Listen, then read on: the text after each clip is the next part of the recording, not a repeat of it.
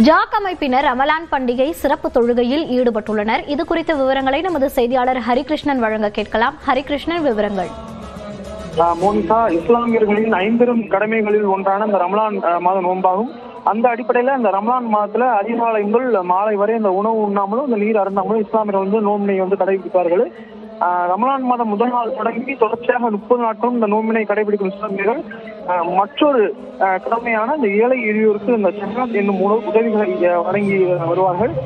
ரமலான் 30 நாள் நோன்பு என்று முடிவடைந்த பின்னர் அந்த ஷவால் மாதத்தின் முதல் நாளில் ரமலான் பண்டிகையை கொண்டாடுவார். அந்த அடிப்படையில அந்த இன்றைய தினம் இந்த வளைகுடா நாடுகளில் மற்றும் இந்த கேரளா மாநிலத்தில் ரம்ஜான் பண்டிகை என்பது கொண்டாடப்படுகிறது. பின்பற்றும் விதமா மதுரை மாவட்டம் ஜாக் அமைப்பின் சார்பில் ரமலான் சிறப்பு தொழுகை நடைபெற்று வருகிறது. அதே போல நெல்லையிலும் இந்த ஜாக் அமைப்பின் சார்பில் ரமலான் சிறப்பு தொழுகை நடைபெற்று வருகிறது. குறிப்பா அந்த மதுரையில் நடைபெறக்கூடிய அந்த சிறப்பு தொழுகையில நடிகரும் இயக்குநருமான அமீர் அவர்கள் பங்கேற்றிருக்காங்க. தொடர்ந்து 500க்கும் மேற்பட்ட பெண்களும் சிறுவர்கள் ஆண்கள்ல 500க்கும் மேற்பட்ட இஸ்லாமியர்கள் இந்த சிறப்பு தொழுகையில பங்கேற்று வர்றாங்க. இதே போல மதுரையில் திருநெல்வேலியில் இருக்கக்கூடிய முக்கியமான பகுதிகளில் இந்த சிறப்பு தொழுகை என்பது நடைபெற்று வருகிறது. பெருநாள் சிறப்பு தொழுகை முடிந்து இஸ்லாமியர்கள் ஒருவருக்கொருவர் அதை கை கொடுத்து ரம்ஜான் வாழ்த்துக்களை பகிர்ந்து கொண்டிருக்கிறார்கள். மதுரை துவக்கமையத்தில் நடைபெற்ற இந்த ரமலான் சிறப்பு தொழுகையில் இயக்குநரும் நடிகருமான அமீர் பங்கேற்றிருக்கிறார்.